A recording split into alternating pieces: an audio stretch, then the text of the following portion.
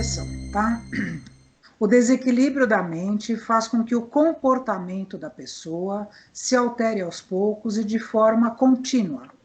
Começa com pequenos conflitos emocionais e alterações fisiológicas imperceptíveis, e à medida que se prolonga, pode alcançar a loucura e debilidade orgânica lastimável. Então, é isso aqui, como começa a obsessão. Nós vamos depois destrinchar essa frase aqui, vendo as fases da obsessão, tá? O que eu queria deixar ressaltado é que aqui, ó, o desequilíbrio da mente faz com que o comportamento da pessoa se altere. Então, na realidade, por que ocorre a obsessão? Por conta do nosso desequilíbrio da mente.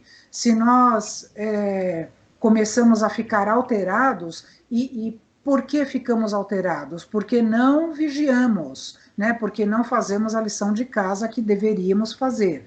Então, o que acontece? Você começa a dar brechas, começa a ter pensamentos diferentes dos que você poderia ter, e eu falo poderia porque nós somos donos dos nossos pensamentos, então cada vez que eu começo a pensar alguma coisa diferente, eu vou dando asas à minha imaginação. E aí, claro que eu vou tendo afinidades com espíritos que estão pensando ou que compartilham desse mesmo tipo de pensamento que o meu, né?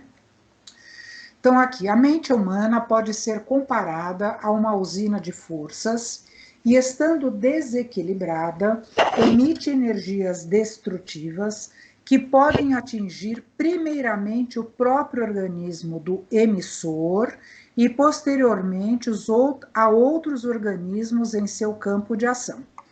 Essa energia deletéria pode causar danos irreversíveis ao organismo físico, levando o homem ao desencarne. Aqui é bem interessante eu não vou me estender aqui agora, mas em algum momento eu vou falar sobre isso, que dependendo do nível de obsessão que se tenha, pode a pessoa até se suicidar, tá? Mas eu vou chegar lá mais para frente, vamos ver se hoje ainda consigo falar.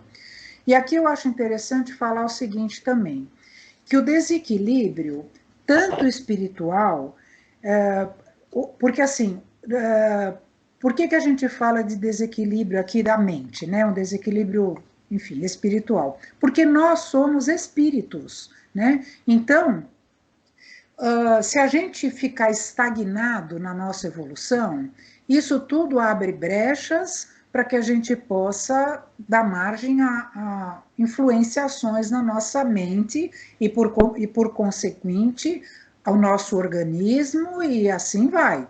Claro que hoje o que nós vamos conversar aqui são até chegar em casos extremos, né? Não é uma coisa que acontece todo dia, né? Vamos brincar que todo dia a gente tem uma ligeira obsessãozinha aí de alguns amiguinhos conosco, né? Mas isso pode, dependendo da situação, pode se agravar em muito, né?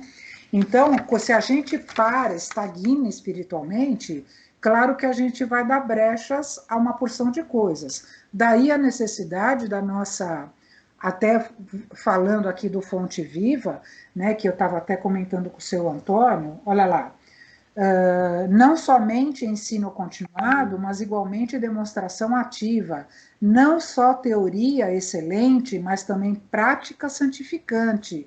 Então, a partir do momento que a gente tem o conhecimento e coloca para fora em favor de nós mesmos e dos outros, claro que o nosso desequilíbrio da mente vai ser menor, né? Claro que a gente sempre está sujeito, porque somos seres humanos, vivemos situações diversas, vivemos numa situação agora que o mundo, né, o planeta está vivendo, que é bem conflitante, complicada, então tudo isso favorece a depressão, a ansiedade, a gente sabe tudo isso. Daí a nossa necessidade de estar sempre vigiando. É o famoso vigiai e orai, tá? Então vamos embora. Espera aí que... Aqui, ó. Aqui... Então, antes de entrar até aqui na loucura, eu vou voltar ainda aqui, que eu queria falar um negócio seguinte. que nós, enquanto espíritas, né, até eu comentei a semana passada com relação a isso, que a gente acha assim, espírita brinca, né? Ah, que você está obsediado, que você vai para um umbral, que você tem que trabalhar tem que passar em tratamento, desobsessão e tal. Nós temos que ter em mente que, de fato, nós, né, nessa brincadeira, entre aspas, que nós fazemos, a gente acaba sempre pondo a culpa no outro. Quem que é o outro nesse caso? No nosso obsessor, né? O que nos acompanha aí para ver cada escorregão que a gente leva.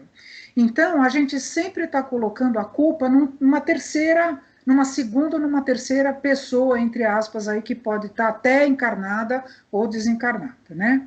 E aí isso tudo tem a ver com o nosso prejuízo mental e o nosso prejuízo físico. Então, antes da gente colocar a culpa no obsessor, antes da gente ir correndo fazer um trabalho de desobsessão e achar que eu sentei ali no banquinho e que vou sair livre, leve e solta, vou sair lá virando um anjinho com asas, né? E que tudo ali, o trabalho foi feito e beleza. Antes de tudo, nós temos que ver o quê? A nossa conduta moral, né? Nós temos que procurar primeiro a resposta em nós mesmos, para que depois a gente, nessa análise que a gente faça, a gente vai ver, esse é um problema meu, e aí eu vou ver até se eu não entro na auto-obsessão, ou é um problema que de fato está me, entre aspas, ali perseguindo, né? Tá sendo muito insistente, tá me desequilibrando e eu tenho ciência de que isso não é meu, não são os meus pensamentos comuns, não é o que eu desejo, mas virou mexer, eu estou pensando isso, estou pensando aquilo. Então aí sim a gente começa a refletir e ver se de fato é uma obsessão. Por isso que em primeira instância, a gente tem que parar, refletir e ver o porquê que isso tudo está acontecendo conosco, né? Tânia, Oi. ou em pequena ou grande escala, todos os pensamentos negativos, toda obsessão leve, obsessão grossa, enfim, não sei a Sim. palavra adequada, mas não é um irmãozinho de outrora que nós precisamos nos Reconciliar. reconciliar com ele?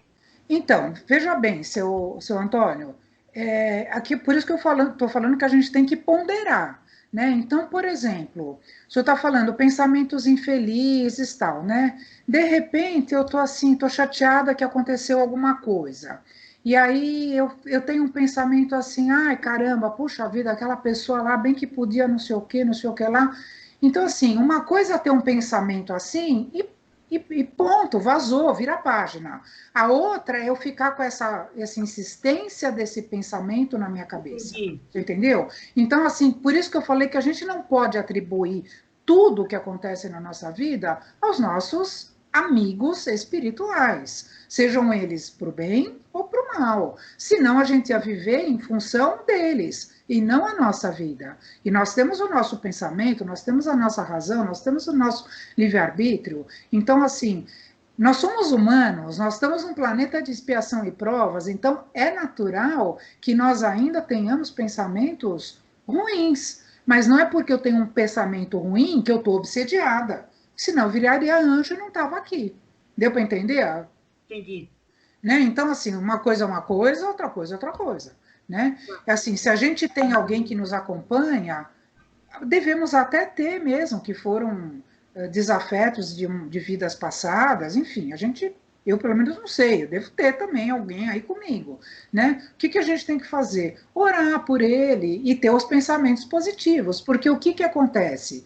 É, ele vai perceber que com a nossa, olha aqui, ó, o que eu tinha falado, que se nós permanecermos na estagnação espiritual, beleza, é um prato cheio. Agora, se ele percebe que nós estamos tentando evoluir, que estamos tentando e conseguindo fazer a nossa parte, mesmo que um pouquinho que seja, para o bem, para evitar pensamentos ruins. Evitar, não estou falando também que nunca a gente vai ter um pensamento ruim. para isso, para aquilo, ele aos poucos começa também percebendo que não adianta ficar do seu lado lhe atazanando. E aí ele, nesse processo, ele pode também se modificar. O senhor se eleva espiritualmente, ele também, né? Então, assim, beleza, já saíram dois ganhando nessa história. Exatamente. Tudo bem? Obrigada. Então, assim, só para concluir essa parte dos mecanismos, aliás, nós vamos mais para frente, mas esse slide aqui. A gente então conclui que nem tudo é obsessão, mas tudo é espiritual, porque nós somos espíritos. Então, nós só estamos encarnados. É a única diferença. Então, assim, tudo que acontece conosco é espiritual, mas nem tudo é obsessão, tá? Então, agora vamos seguindo aqui. Então, agora vamos falar um pouquinho sobre loucura para a gente entender também o que pode ou não pode ser uma obsessão. Então, esses slides próximos, eles foram tirados do livro do Bezerra de Menezes, Loucura sob Novo Prisma. Se não me falha a memória, é do Divaldo, esse livro. Não tenho muita certeza, mas eu acho que é. Então, aqui, ó, o que ele fala lá? Loucura com lesão cerebral. Ó, preste atenção, porque isso daqui é meio complicadinho, mas é muito interessante e importante a gente entender para tudo que eu acabei de falar até agora. Então, por exemplo, a harmonia de ação. Ó, presta atenção. A harmonia de ação da alma e do cérebro se rompe, ou seja, do ser pensante. Quem que é o ser pensante? A alma. E do órgão da manifestação do pensamento. Quem é? O cérebro. Então, essa harmonia entre a alma e o cérebro se rompe. E por que se rompe? Então, vamos lá. O cérebro perturbado em sua função, e aqui nós estamos falando o quê? Orgânico, função orgânica, e não podendo transmitir integralmente o pensamento como formulou a alma, determina a loucura. Neste caso, temos a incapacidade material do cérebro para receber e transmitir fielmente as cogitações do espírito. Então, vamos destrinchar um pouquinho isso para ficar bem entendido, porque o próximo complica um pouquinho mais. Então, assim, por exemplo, que eu tenha uma lesão no meu cérebro em alguma região aqui frontal, sei lá, no córtex, em algum lugar eu tenho algum problema orgânico, eu tenho uma incapacidade material do meu cérebro. O que acontece? A minha alma, que é o meu espírito, né, que sou eu, né, porque acabei de falar, nós somos seres espirituais. Então, o que acontece? A gente não falou lá dos corpos que nós temos? Lá atrás, né, nós falamos. Então, o espírito manda a informação, é filtrada, atravessa os centros de força e chega no meu cérebro. Tem que diminuir a frequência, nós falamos isso tudo também, para que eu possa, então, entender o que meu espírito está falando, né? Então, por exemplo, eu estou aqui conversando com vocês, então eu acredito que eu estou com a minha capacidade mental ainda em ordem, né? Porque eu tô tendo ciência do que eu estou falando, do que eu estou pensando, do que eu estou fazendo. Então, beleza. Só que se eu tivesse algum problema físico meu no meu cérebro, mesmo que o meu espírito, que é um espírito imortal, estivesse falando para mim matéria, Tânia, vai dar aula, vai falar para os seus alunos, vai explicar, eu de repente não conseguiria, porque a minha parte material estaria lesionada. Deu para entender? Então a alma, ela não tem problema nenhum, a alma está sempre, salvo exceções, mas ela de uma forma generalizada, genérica, digamos assim, ela está sempre bem, a alma. Então, meu espírito está sempre pensando, está sempre agindo, está sempre fazendo alguma coisa. Só que se ele não tiver um cérebro para agir e passar o comando, ele não vai conseguir. Então, por isso que aqui, segundo Bezerra de Menezes, é determinada a loucura. E aí, o que nós vemos? Que são pessoas que não têm consciência das coisas. Então, por isso, elas são consideradas loucas, né? Não sei se o termo hoje é esse, né, que se usa, enfim. Mas porque elas não têm a parte fisiológica funcionando direito. Então, aqui, prestem atenção. Não. Espera aí, Kellen, que eu já respondo. Não. Me perdi aqui, espera um pouco. Então, aqui, prestem atenção. Aqui eu não estou falando de obsessão, tá? Não estou falando de obsessão. A Kelly me fez uma pergunta agora sobre se o coma seria uma loucura, é isso? Se não me engano, eu não prestei atenção ali direito no que você escreveu. Não, porque no coma você está com a tua alma, tá bem, só que a tua consciência não está, entre aspas, ali funcionando, vamos dizer assim, né? Só que você não está com uma lesão, isso daí ela pode ser revertida, né? Então, quantas vezes a pessoa sai do coma? E aí, beleza, voltou, né? Então, assim, não existe uma lesão cerebral, entendeu? É diferente uma coisa e outra coisa, tá? Uma debilidade mental pode ser uma pessoa que, inclusive, aí, nossa, aí vai longe, né, seu Alfredo? Mas, por exemplo, uma criança que nasça, né, que quando nasceu, tem já um problema mental, que nós sabemos que sim. Aí nós precisamos ver qual é o compromisso que esse espírito assumiu em encarnações passadas e na erraticidade para vir e nascer, por exemplo, com essa debilidade mental, entendeu? Então pode ser que vai um monte de coisa aqui, né? Pode ser que, por exemplo, ele, quando estava, a gente já falou que quando a gente está na erraticidade, a gente pode programar a nossa reencarnação. Então, por exemplo, ele ciente na erraticidade de tudo que ele praticou eventualmente no passado, ele pode pedir para vir com uma debilidade mental para que ele tenha o seu livre-arbítrio comprometido e aí ele possa se recuperar nessa encarnação para não continuar fazendo mal, por exemplo. Então, isso é um exemplo.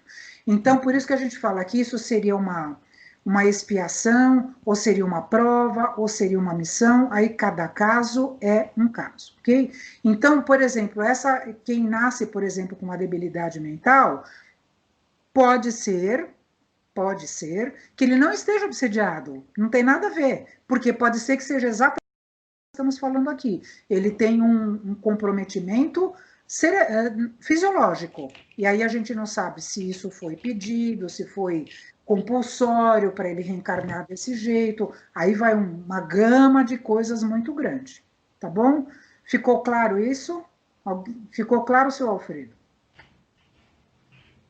Ficou sim, está claro. Então, tá. Obrigado.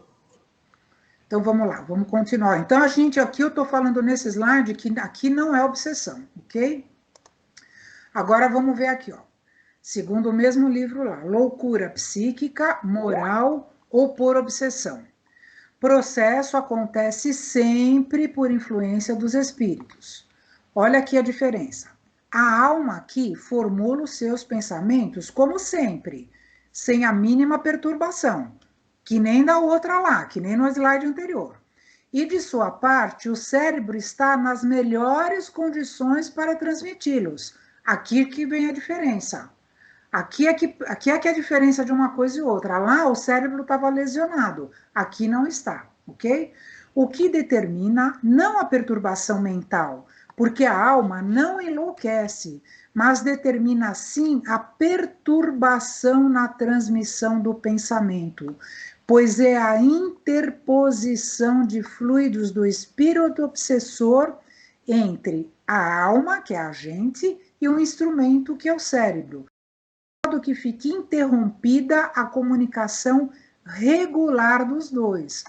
Então, aqui exatamente a diferença do slide anterior para esse. O slide anterior é o chamada loucura, ponto. Não tem nada de obsessão naquilo lá.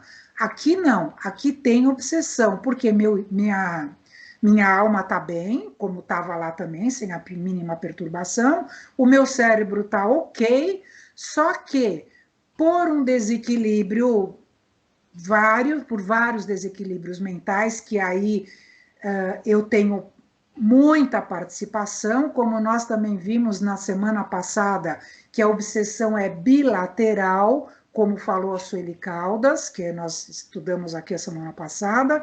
Então, o que acontece? Existe uma perturbação na transmissão do pensamento, uma interposição de fluidos. Então, eu aqui estou pensando e, de repente, se interpõe um pensamento alheio ao meu. E, às vezes, não dou conta de que isso não é meu. E aí eu começo a fomentar esse pensamento. E pronto, instalou-se a obsessão. Ficou claro isso para vocês? Se alguém não entendeu, pergunta, porque assim é meio dificinho, mas eu tentei explicar o melhor que eu pude. Tudo bem? Então vamos embora. Então vamos lá, continuando. Assim, tanto na loucura quanto na obsessão, o espírito é lúcido.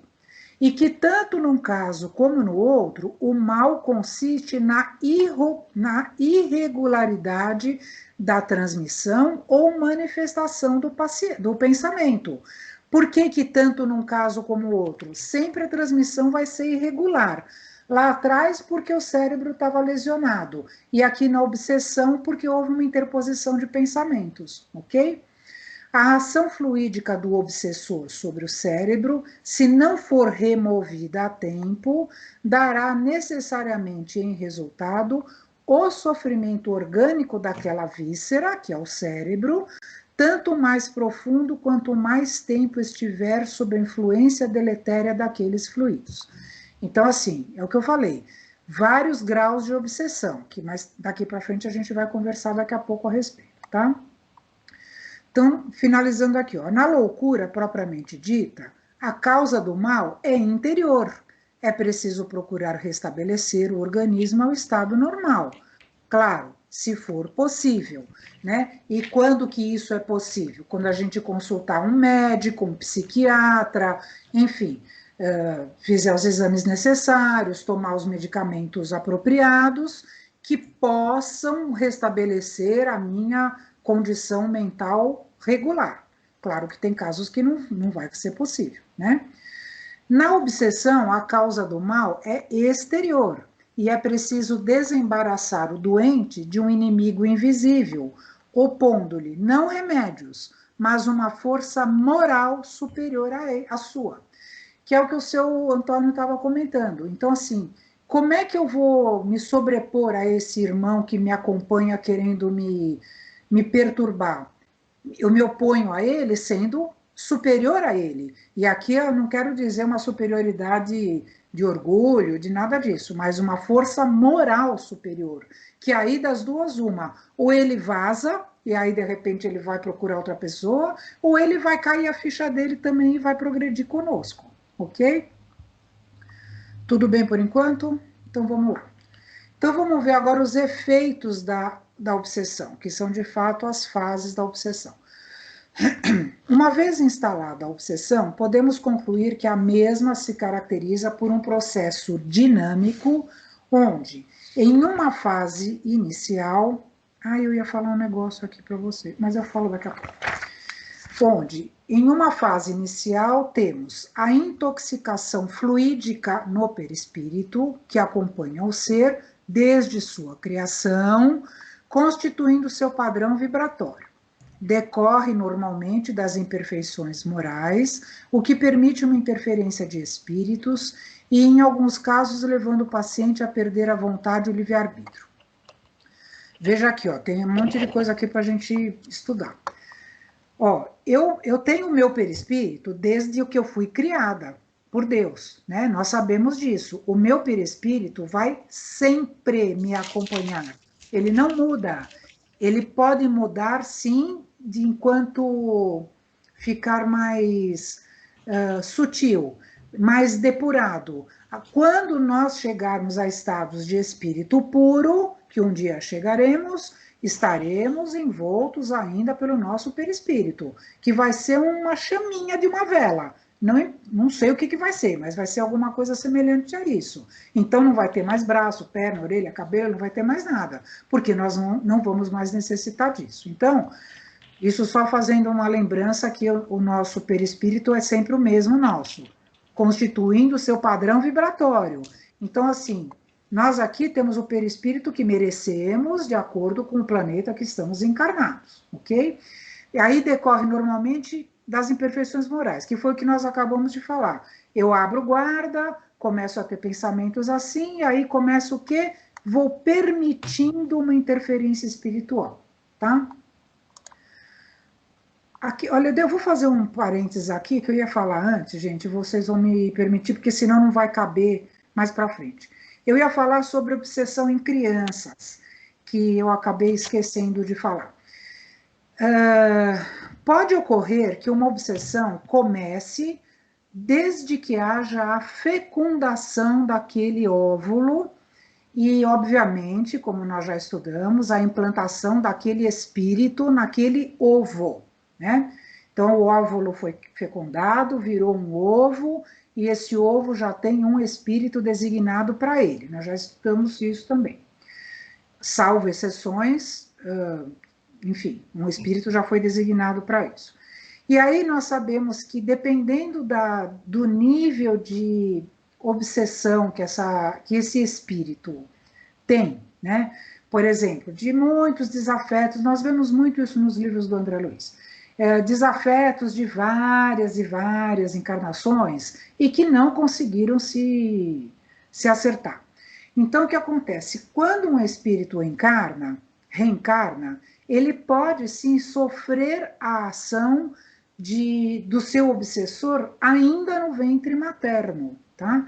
E aí leva a uma série de consequências que eu não vou me estender muito aqui, mas pode ser desde uma gravidez muito conturbada, embora isso também pode depender entre mãe e filho, tá? Mas que também não deixa de ser eventualmente ali uma obsessão, dependendo da situação. Mas, por exemplo, pode ser um espírito desencarnado que está interferindo naquela feto e aí pode trazer uma série de consequências para aquela gravidez. Então, assim, aí quando a criança nasce, esse obsessor continua com ela. Até os 7 anos é bem difícil de ser assim muito visível ou muito declarado, digamos assim, uma obsessão numa criança. Embora nós saibamos que existem crianças, desculpa a brincadeira, encapetadas, né? Que aí, então, o que acontece? Depois dos 7 anos, que a gente já estudou também, que aí é onde o processo de reencarnação, de fato, se completou. Então, por exemplo, aquele obsessor tem mais acesso a esse espírito a partir dos 7 anos de idade. Porque até antes, a gente sabe, como a reencarnação ainda está se completando, esse espírito tem uma proteção, entre aspas, maior do seu próprio anjo da guarda, porque todos nós temos anjo da guarda, né? Então, assim, e por isso, então, até os 7 anos, essa obsessão que possivelmente possa ter não fica muito ostensiva, ok? Porém, a criança, quando está dormindo, e que seja, por exemplo, que tenha um obsessor com ela, quando em desdobramento, né, durante o sono, ela pode sim se encontrar com seu algoz. E nós sabemos que nós estamos criança, né? Por exemplo, fisicamente, que o espírito ele passa por uma infância porque é necessário enquanto encarnado, mas é um espírito milenar, né? Então, na hora que em desdobramento, ele pode sair do corpo e se encontrar com seu algoz. E aí é que podem acontecer para a criança muitos pesadelos, agitação noturna, enfim, coisa assim, um sono bastante conturbado, né? E aí isso daqui pode, aí, claro, depende dos pais, né, começarem a perceber aquilo que está acontecendo com a criança. Então, obviamente que se os pais têm assim alguma formação espiritual, pode ser que eles comecem procurando alguma coisa nesse sentido. Ou vão procurar um médico, um psicólogo, alguma terapia, alguma coisa assim, que é para, de fato, perceber o que está acontecendo com essa criança, né? Então, outra coisa que eu ia falar aqui. Então, a criança, ela apresenta um comportamento diferente, que é incontrolável, e ela alterna estados de agressividade aos estados de quietude depressiva, e muitas vezes tentando até autodestruição.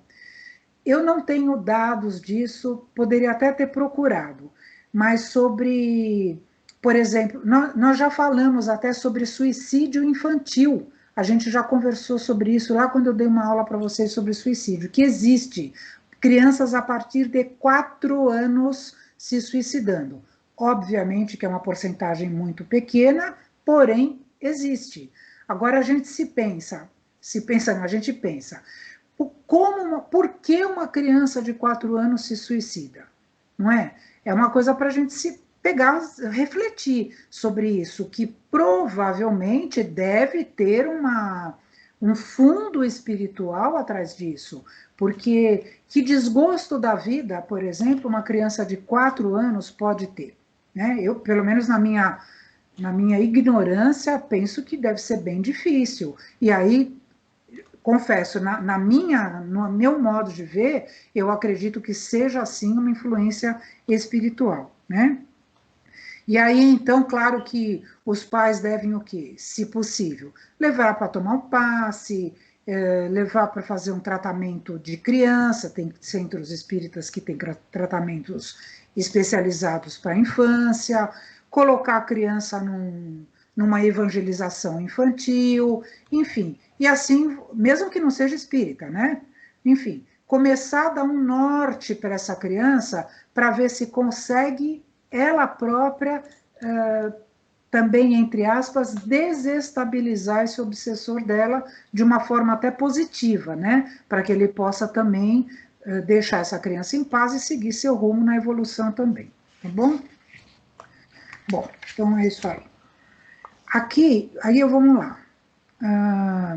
Eu tinha um outro negócio para ler aqui. Vocês desculpem, gente, que eu acabei me antecipando. Eu vou voltar aqui um negócio, que viu? Aqui quando eu estava falando da loucura, eu separei aqui no livro dos Espíritos, quer ver, tem um negócio interessante.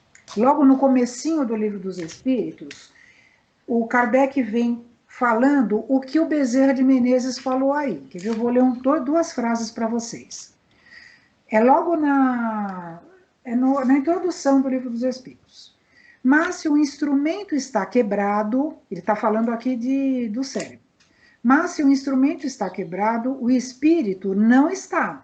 Ele está intacto, e quando desligado da matéria, não goza menos da plenitude de suas faculdades. Ou seja, quando em desdobramento, o espírito está perfeito, né? E aí depois ele fala também, todas as grandes preocupações do espírito podem ocasionar a loucura. As ciências, as artes, a própria religião fornecem seus contingentes. A loucura tem por causa, primeira, uma predisposição orgânica do cérebro que o torna mais ou menos acessível a certas impressões. Então, veja bem, aqui só está... Bezerra de Menezes está corroborando o que Kardec falou, né? Então, de fato, existe uma lesão cerebral. Então, aqui, por isso que, só para confirmar que não tem nada de obsessão nesse caso, ok? Então, vamos lá, deixa eu voltar aqui para vocês. Então, vamos lá.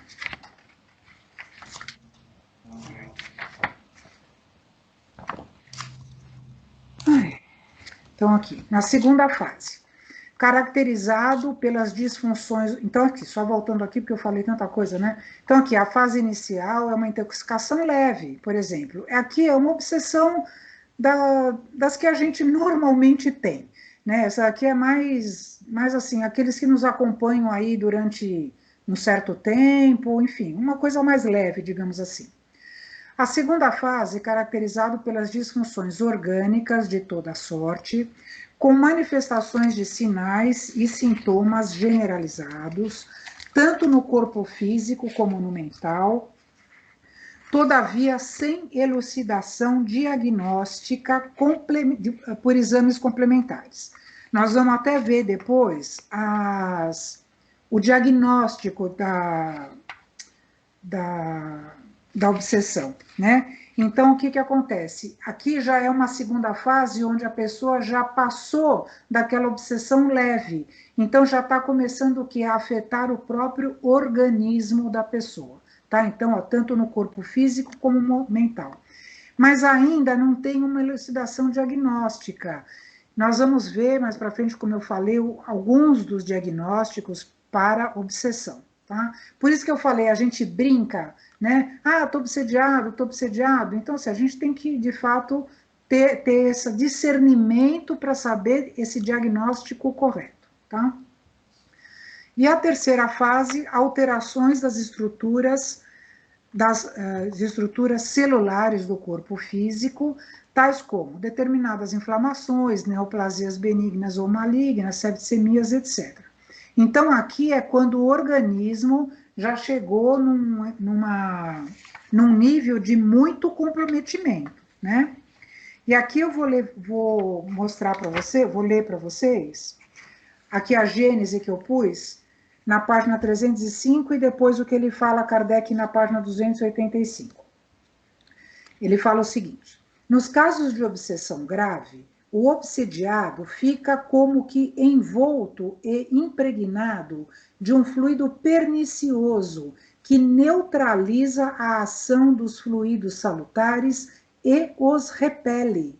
Então, veja bem, além de neutralizar os fluidos bons que eu posso ter, que eu devo ter, ele repele. Então, aí o que acontece? Esses fluidos acabam se interpondo, né?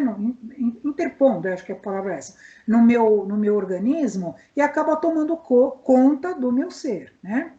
E na outra parte ele fala o seguinte: olha só, sendo o perispírito dos encarnados de natureza idêntica à dos fluidos espirituais, ele os assimila com facilidade, como uma esponja se embebe de um líquido. Então, nós vemos que o perispírito do obsediado é o mesmo do nosso. Por que é o mesmo? Você fala, mas ele está desencarnado? Tudo bem que ele está desencarnado, mas aonde ele está? Ele está numa esfera superior? Claro que não, né? Ele está onde? Aqui, perto de nós. Ele está aqui, nessa zona toda que nós já comentamos, as zonas em volta da crosta terrestre. Então, o perispírito dele é similar ao nosso. Então, ele se interpõe ao nosso perispírito, né? E aí ele tem uma ação tanto mais direta, por sua extensão e radiação, quanto for o grau de evolução desse espírito encarnado, né? Então, assim, se os eflúvios são de boa natureza, o corpo ressente uma impressão salutar. Se são maus, ele tem uma impressão penosa, né? Uma impressão dolorosa, né? E aí, por isso mesmo. E aí tem uma coisa aqui também que eu quero ler que eu achei interessante, que tudo tem a ver com o quê? Com a nossa mente, né? Então aqui, considerando o sistema nervoso em seu todo como organismo de sustentação aos fluidos espirituais, podemos concluir que o processo obsessivo em sua fase inicial estará sempre voltado ao campo das energias e posteriormente ao campo físico, com danos irreversíveis ao mesmo, e em alguns casos podendo levar de fato até o desencarne, tá? Então vamos lá, classificação. Quanto à forma de ação, então ela pode ser ativa. Ocorre quando o ser espiritual que faz a obsessão tem a consciência do que executa, e assim o faz em função de objetivos específicos. Nós conversamos um pouquinho disso a semana passada. Então, por exemplo, eu posso ter lá o meu obsessor específico. É aquele que nós travamos uma briga lá no passado, que não sei o que, e acabou que ficamos juntos aí por alguma coisa específica, sei lá, uma situação específica. O passivo acontece quando o ser espiritual que executa o processo obsessivo não tem a consciência do que faz. Ele age pelas leis de afinidade dos fluidos. Olha, eu pus isso aqui que a gente falou semana passada. A pessoa que bebe, que fuma, que tem vícios físicos, vícios morais. O que acontece com o espírito obsessor? Ele não quer saber se é João, Antônio, Maria. Ele quer... Desculpa, seu Antônio, nada contra assim. Ele não quer saber quem é, se é A ou B. Ele quer só saber de quem ele tem afinidade. Então, ele chega lá, quem, por exemplo, bebe, emana esses fluidos alcoólicos, né? E aí o espírito vai lá e encosta nele e fala, opa, é esse mesmo, vou absorver aqui tudo que eu quero, não é? Então, acaba... Foi que eu brinquei a semana passada. Às vezes a gente sabe que bêbado tem um monte de anjo da guarda, né? Entre aspas, porque eles não querem que ele desencarne, porque enquanto ele está bebendo, eles estão ali assimilando aqueles fluidos, ok? Então, por isso que a gente tem a forma de ação ativa quando é específico e passiva quando é qualquer um. Quem passar na frente afinizou, dançou, tá? Mais um motivo da gente se preocupar, porque vocês já imaginaram? Nós já temos os nossos aqui específicos, ainda para arranjar uns aí de lambuja, vamos combinar que ninguém quer, né? Então, vamos lá. Quanto à localização, que pode ser física, é o caso em que o obsessor age manipulando e inoculando fluidos tóxicos no perispírito, repercutindo no corpo físico e promovendo o adoecimento dos órgãos. Então, aqui por isso que está falando, é físico. Alguém está com o microfone aberto, por favor.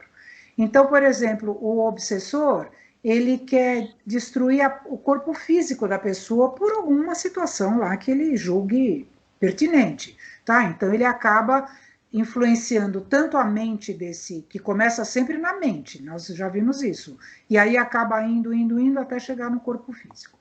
E pode ser psíquica. Nesse caso, o obsessor atua na manipulação e inoculação de fluidos tóxicos a nível do psiquismo, especificamente naquilo que entendemos como sendo atributos do espírito, tais como pensamento, atenção, concentração, percepção, etc. Então, aqui ele fica na mente, ele começa na mente e continua na mente, né? Então, assim, os dois são extremamente complicados, né? O mínimo para a gente falar, mas, de fato, a gente tem que prestar muita atenção, que é o que eu falei. Como nós somos donos dos nossos pensamentos, então, assim, se a gente abrir a guarda, dançou. Aí, com certeza, a gente vai ter mais chance de ter outros amigos espirituais aí nos visitando, tá? Então, vamos continuar. Aqui agora, quanto à intensidade, né? Então, nós já vimos quanto à forma de ação, quanto à localização e agora quanto à intensidade. Aqui é que começa a ficar também interessante. Então, vamos lá. Simples, que é o que a maioria de nós tem. É um processo que se dá em função da manipulação de fluidos de pouca densidade, apresentando-se como pequenas intoxicações, levando ao corpo físico e mental sinais e sintomas de pouca intensidade. Verifica-se quando um espírito malfazejo se impõe a um médium, intrometendo-se contra sua vontade nas comunicações que recebe. Aqui eu queria também fazer um parênteses seguinte. Muitas coisas que estão aqui, elas se referem ao livro dos médiuns, e aí no livro dos médiuns está muito, como o nome diz, né? Está muito relacionado aos médiuns em si, aos médiuns que trabalham, tá? Então, muitas vezes tem coisa que eu vou falar aqui que está falando de médium, mas nós podemos perfeitamente traduzir aqui, tirar esse médium e colocar que é um ser encarnado, que é a mesma coisa, tá? É que aqui ele ressalta na condição de que do trabalho do médium para poder estar muito mais atento às suas possíveis obsessões mediante o trabalho que ele desenvolve, né? Então, imagina um médium obsediado que estraga o que pode fazer isso num centro espírita, né? Então, por isso que aqui ele fala isso, tá? Então, essas obsessões simples, na realidade, são as mais comuns, são as que nós, virou, mexeu, nós temos, e que, quando a gente vai lá para o nosso trabalho de desobsessão, a gente vai com uma obsessão simples, tá? Aí nós vamos para outra, que é a fascinação. É um processo mais grave, considerando a manipulação de fluidos que se dá no pensamento com a interposição dos mesmos. Olha aqui o que a gente conversou ali atrás do Bezerra de Menezes. É uma ilusão produzida pela ação direta do espírito sobre o pensamento do médium, e aqui pode ser de qualquer pessoa, e que paralisa de alguma forma seu julgamento com respeito às comunicações, porque ele está falando aqui do médium. Mas aqui, o que a gente pode mudar?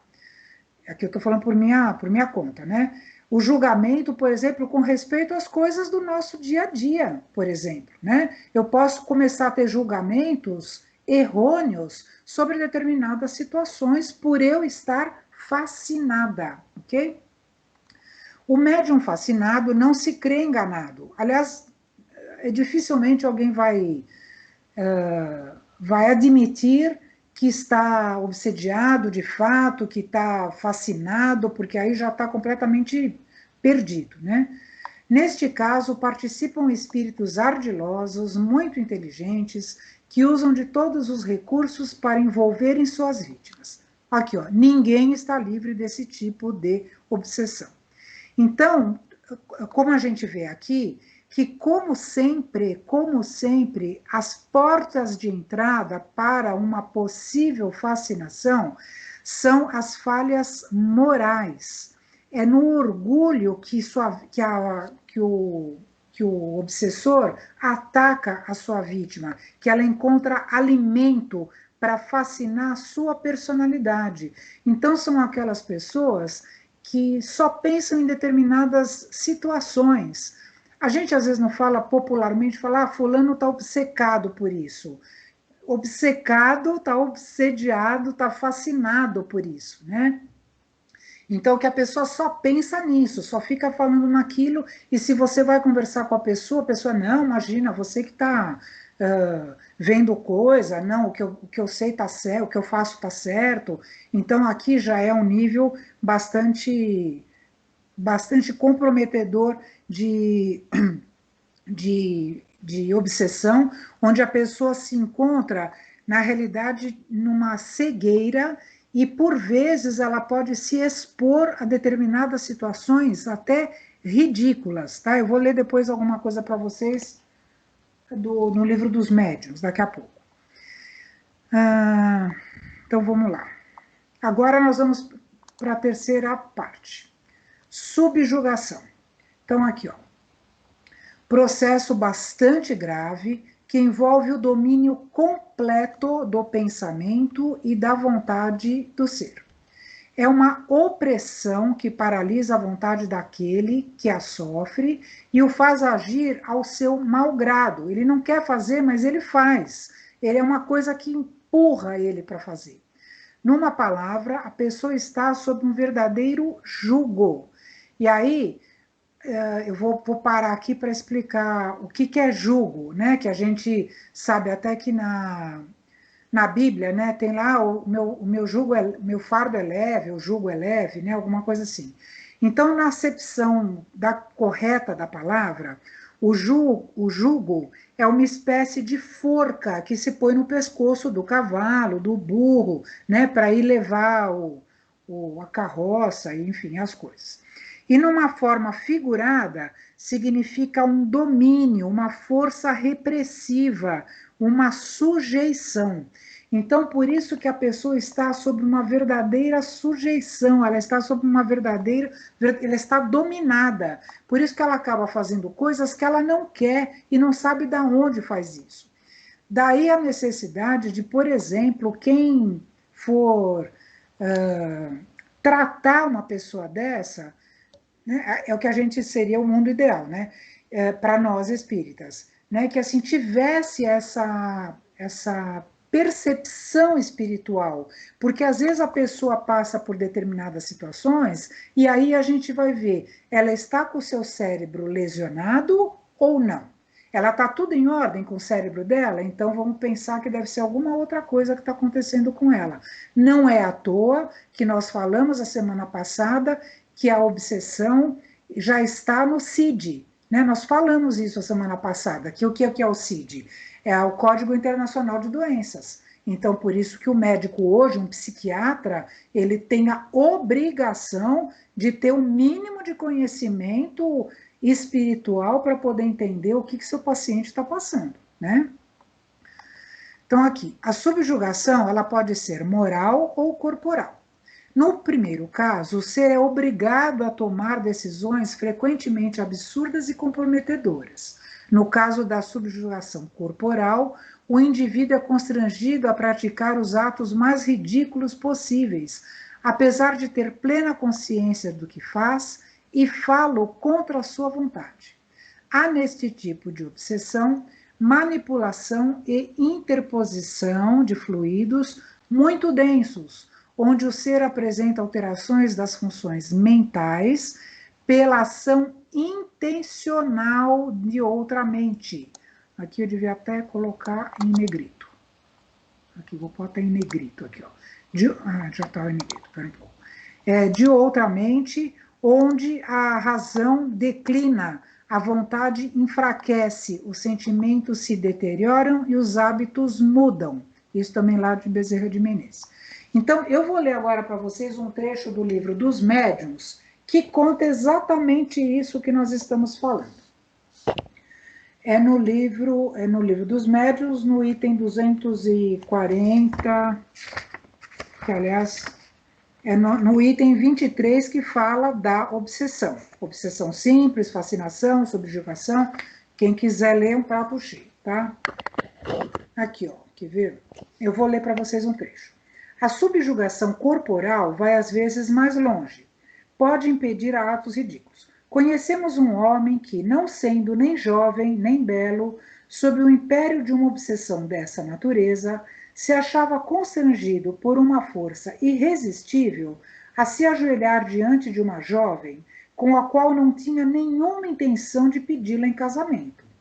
Outras vezes sentia nas costas e nas pernas uma pressão enérgica que o forçava, contra a sua vontade, a se ajoelhar e a beijar a terra nos lugares públicos e na presença da multidão.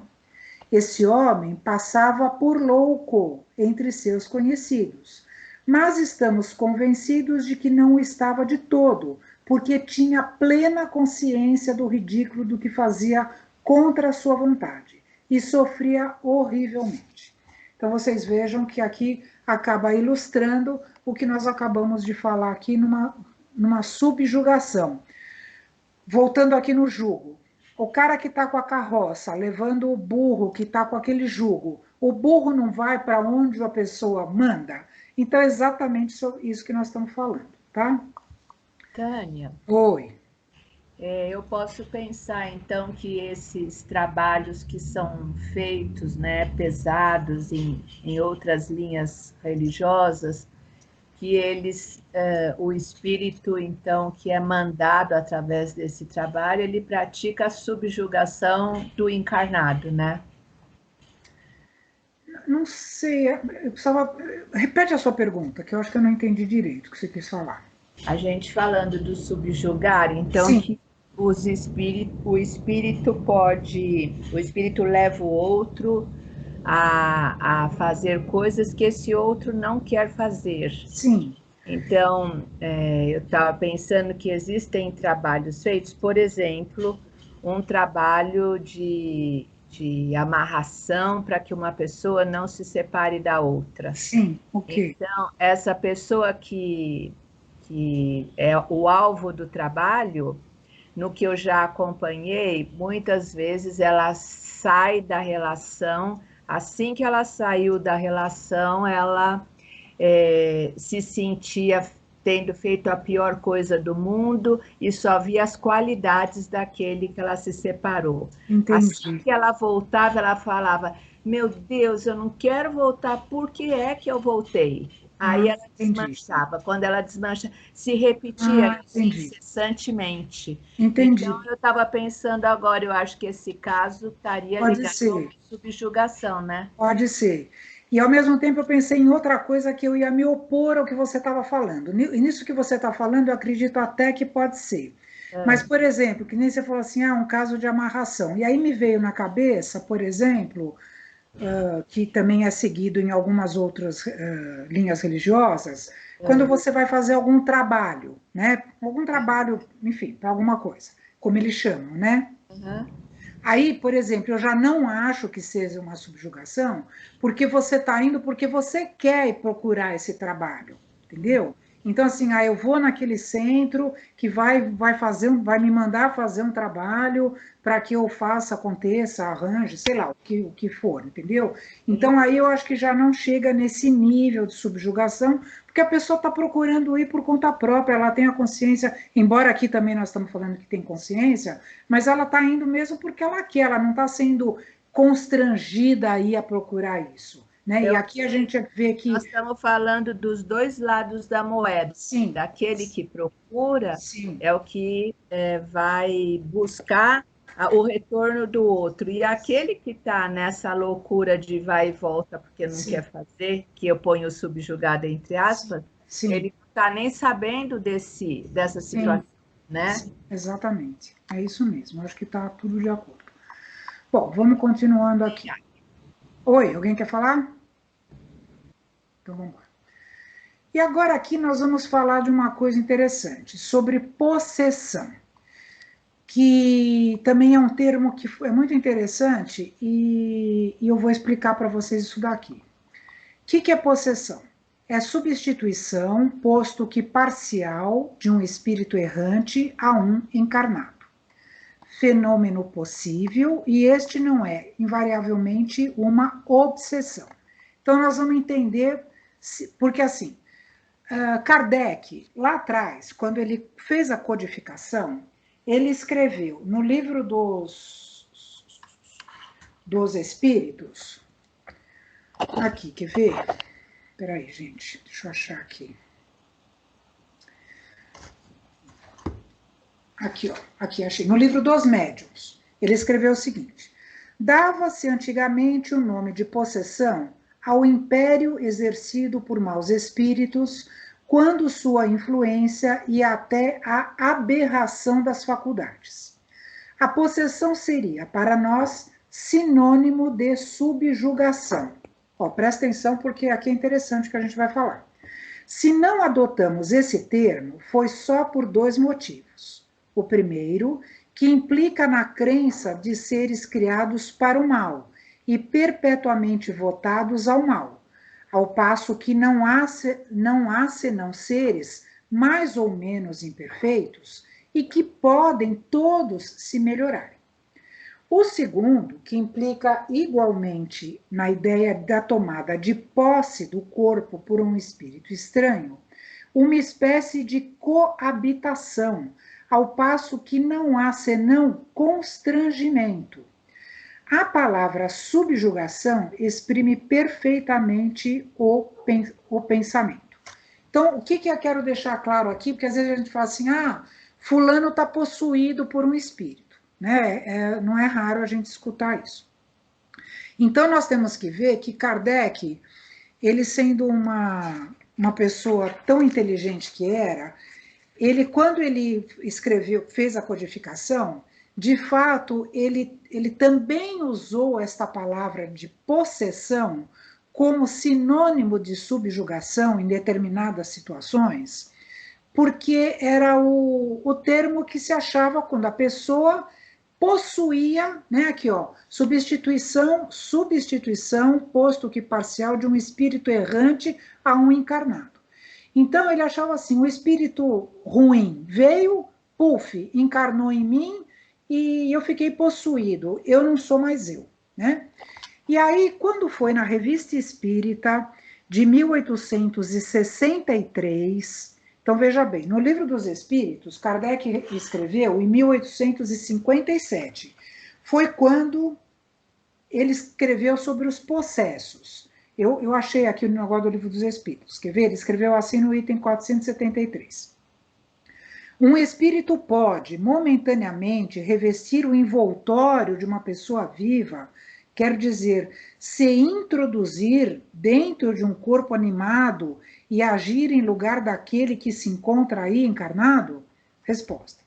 O espírito não entra em um corpo como tu entras em uma casa. Ele se afina com um espírito encarnado que tem os mesmos defeitos e as mesmas qualidades para agir conjuntamente. Mas é sempre o espírito encarnado que age como quer sobre a matéria da qual está revestido. Um espírito não pode se substituir àquele que está encarnado, porque o espírito e corpo estão ligados até o tempo marcado para o término da existência material. Então, o que quer dizer? Um espírito não pode possuir o meu corpo, porque eu sou dona do meu corpo. Eu não tenho como o meu perispírito, o meu espírito sair e falar, ó, tchau, vou embora e o teu corpo fica aí. Aí vem outro espírito e entra em mim. Não tem como acontecer isso.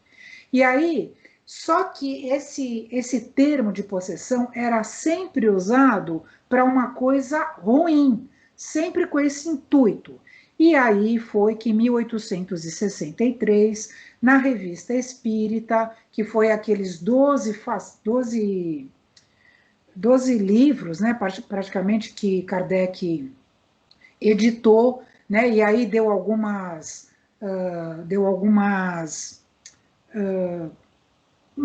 entre aspas, modificações na doutrina.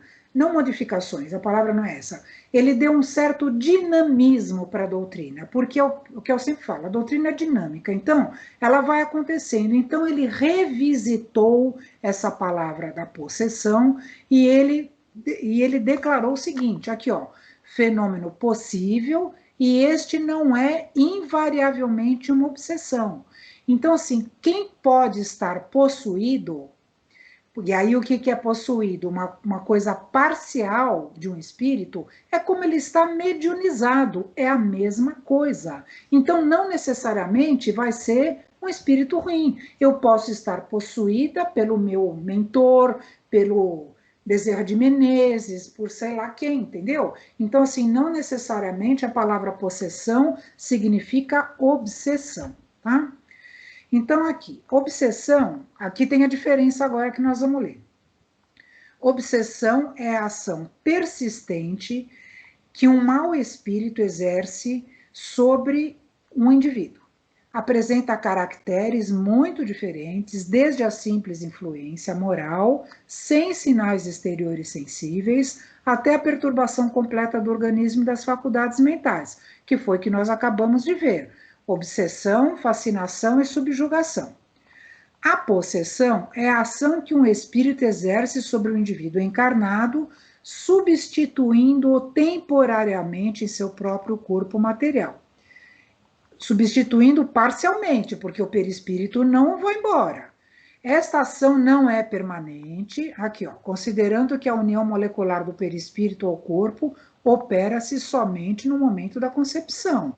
Como a gente comentou lá atrás, o óvulo foi fecundado, um espírito foi designado. Pronto, aquele perispírito já está designado para aquele espírito durante a vida dele todinha na sua imortalidade, tá?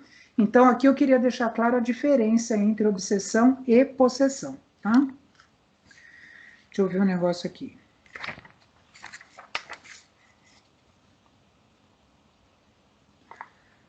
Bom, então vamos lá. Então, o que a gente pode dizer terminando isso daqui? Que a possessão, ela pode ser feita por um bom espírito, entendeu? Que quer falar e quer fazer mais impressão sobre os seus ouvintes. Então, por exemplo, numa psicofonia, eu estou sendo possuída, por exemplo, por um mentor, vim dar uma mensagem, tal, papá, e aí eu estou possuída. Então, esse termo é erroneamente usado somente designando uma coisa do mal, tá? Então, aqui, ó, a possessão ocorre e pode ser boa ou má. A obsessão sempre é má. Portanto, nem toda possessão é obsessão, ok? Então, seguindo aqui. Vamos ver agora quanto ao tipo das obsessões. Então, vamos lá. Auto-obsessão. Nós já falamos alguma coisa, mas vamos continuar falando. Nesse caso, o ser é responsável por todos os sinais e sintomas que apresenta, considerando ser ele o mentor intelectual de todos os seus equívocos presentes e passados. Aqui, ó. Considerando ser ele o mentor intelectual de todos os seus equívocos. Então, teremos os conflitos interiores, com o pensamento fixado em alguma coisa, tanto em vigília como em desdobramento. Após a instalação do quadro, caminha com desinteresse total pela vida, isola-se e apresenta baixas vibrações em seu campo eletromagnético, permitindo a partir deste momento a afinização com irmãos em grandes desequilíbrios, grandes cobradores, evoluindo assim com graves quadros específicos que se enquadram nas doenças nervosas e mentais. Então vejam que coisa doida isso aqui. Nós podemos chegar com os nossos pensamentos a tal nível de comprometimento da nossa vida que isso pode nos trazer tanto a loucura, olha o que está falando aqui, gente, no final, permitindo a partir desse momento a afinização com irmãos em grandes equilíbrios e quadros específicos que se enquadram nas doenças nervosas e mentais.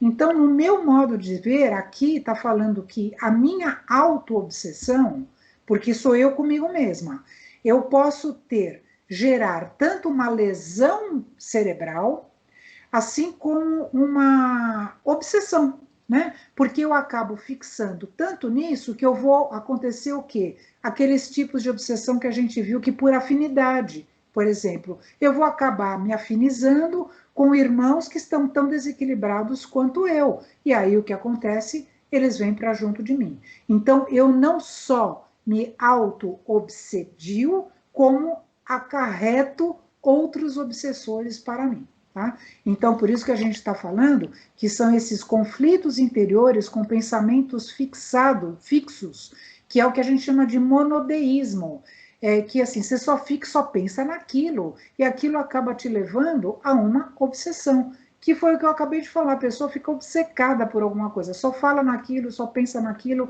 e aí acaba levando também a uma obsessão grave, a uma fascinação e, por consequência, pode chegar até a uma subjugação, ok? Então, aí a nossa responsabilidade quanto aos nossos pensamentos, ok? Aqui, olha, aqui que eu vou, deixa eu ver uma coisa aqui. Aqui, heteroobsessão. Eu vou falar só aqui, que são 10 horas, e aí depois fica um finalzinho para a gente acabar a semana que vem, e tudo bem, mas aqui é que a gente vai falar bastante. Então, aqui, ó, o que é uma heteroobsessão? Entre encarnados. Muito comum em família.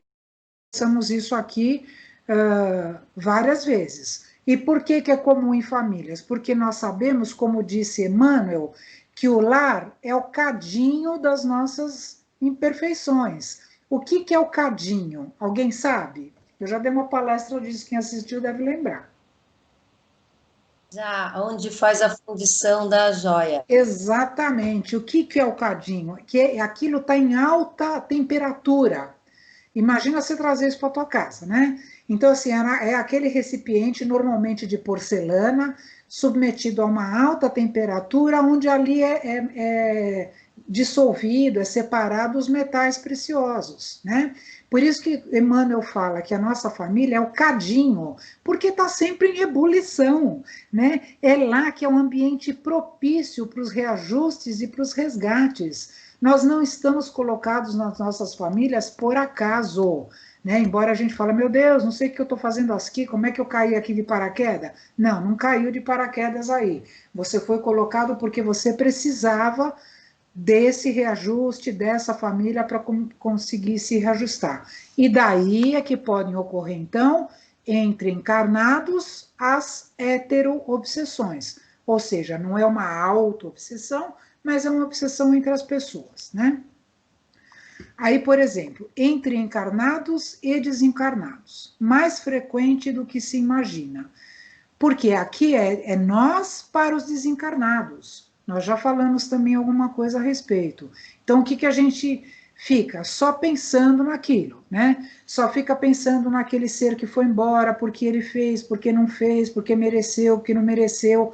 E isso pode ser tanto como uma angústia e uma raiva, né? Como pode ser de uma sensação até de amor. Só que você fica com prende tanto essa pessoa que ela não consegue, esse espírito, que ela não consegue evoluir no plano espiritual conforme a programação feita para ela. Porque você está aqui prendendo, porque fulano me ajuda, porque fulano você foi embora, porque não sei o quê, e isso, desculpe, isso acaba atrapalhando a evolução espiritual do desencarnado. Entre desencarnados e encarnados, ligações afetivas, ódios, paixões e vinganças. Isso daqui é o mais comum que a gente sabe, que são as famosas obsessões aí que a gente tem falado até agora, né?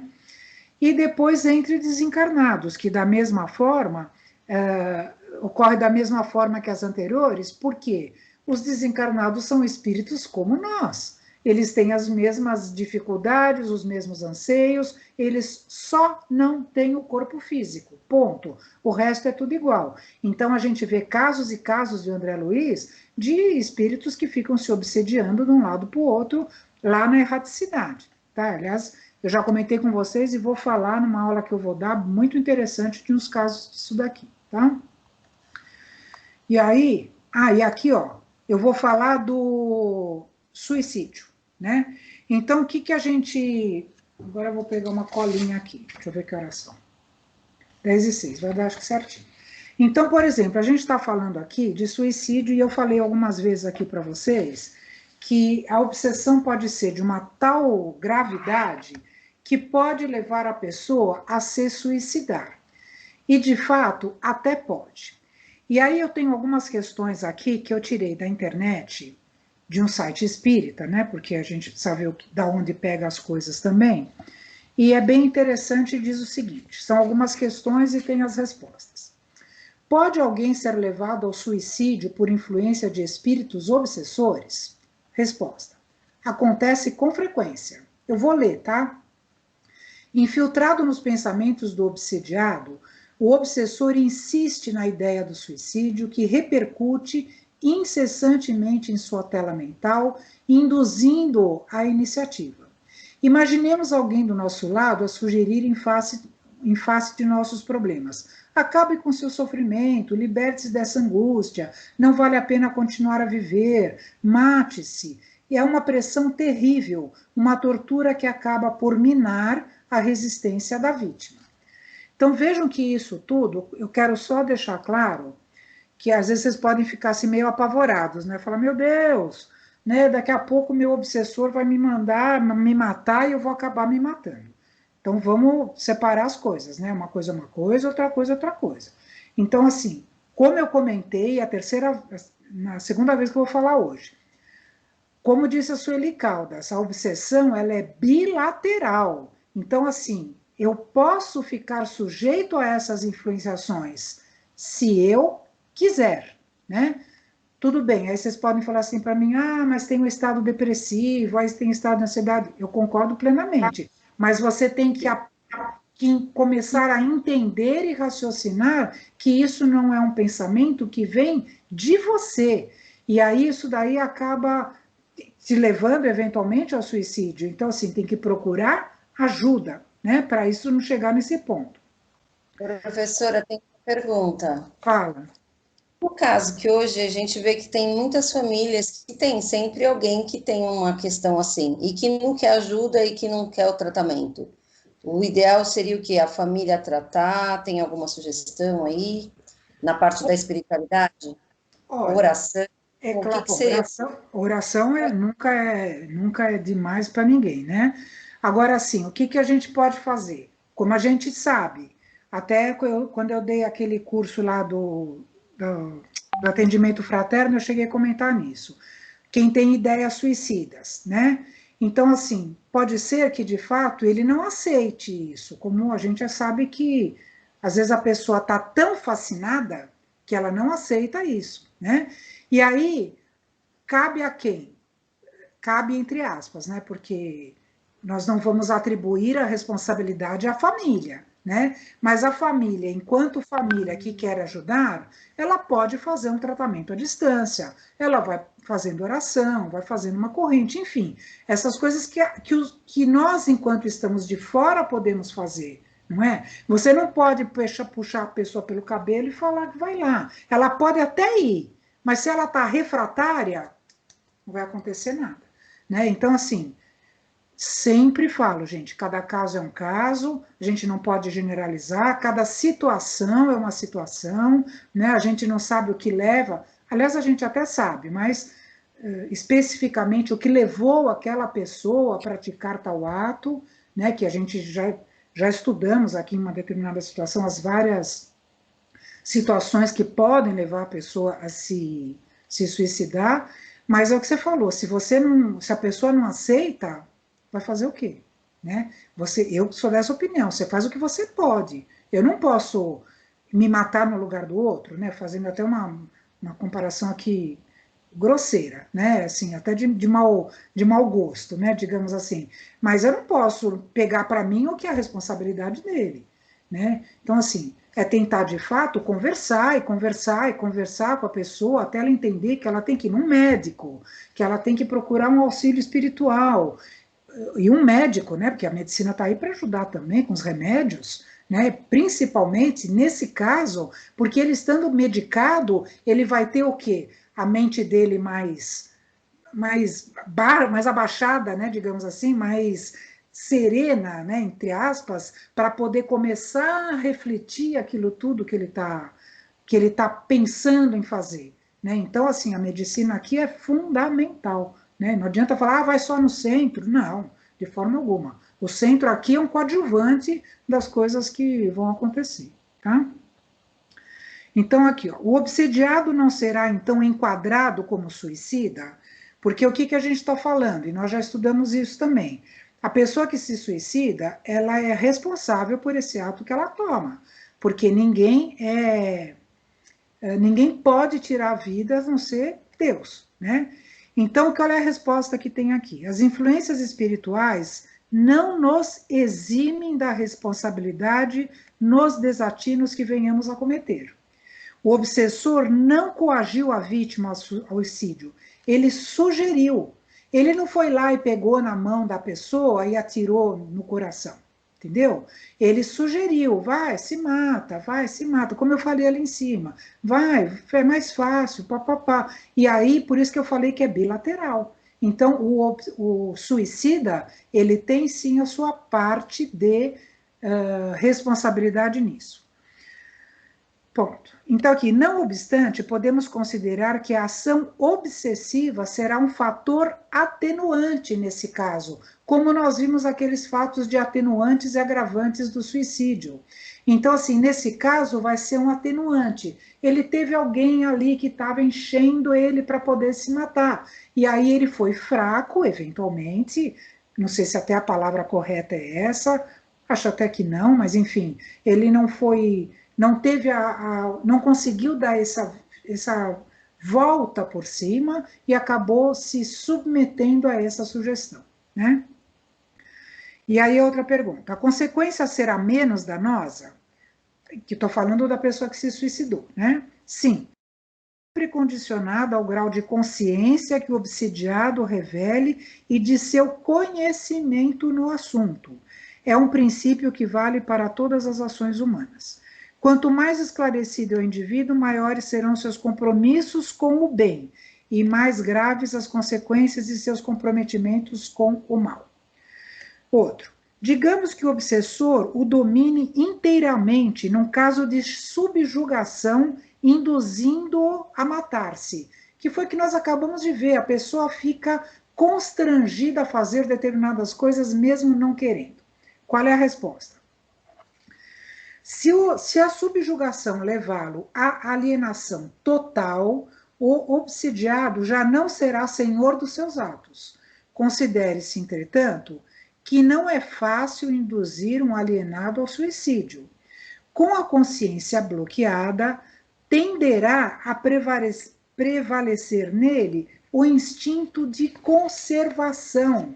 Olha que interessante isso, gente. A gente acabou de falar aqui, eu vou voltar aqui para vocês, olha. Aqui, ó, que eu falei da subjugação. Aqui, ó.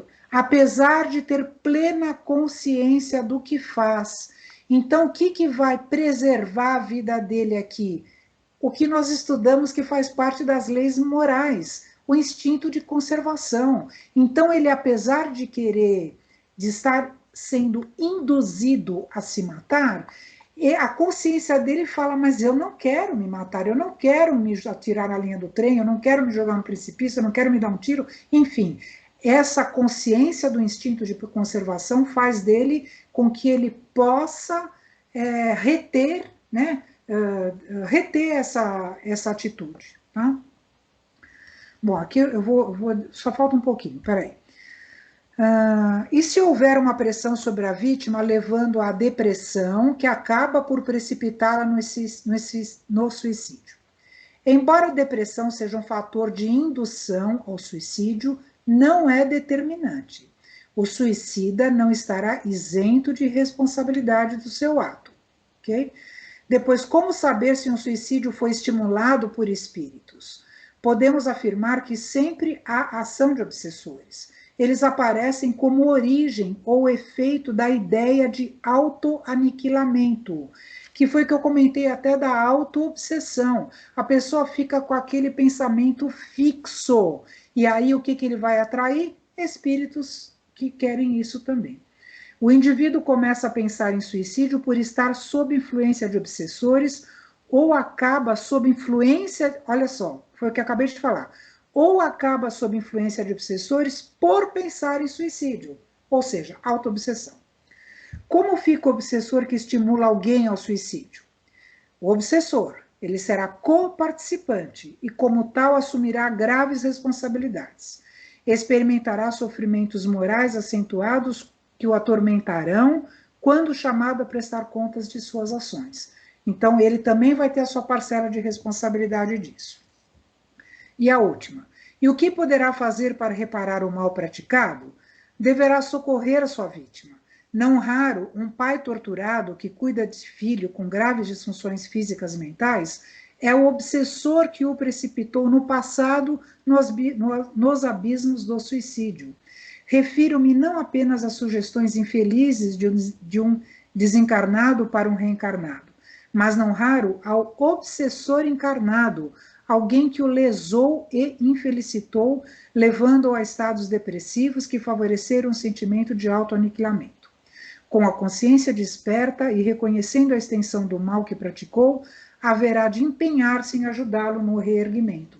Então, por exemplo, como aqui o seu Alfredo falou, uma criança que nasce com uma debilidade mental, por exemplo, pode ser que esses pais dessa criança foram quem sugeriu o suicídio, quem induziu esse espírito que agora é uma criança ao suicídio, e agora essa criança volta dessa forma. Cada caso é um caso. Então, eu vou encerrar aqui. Vou parar de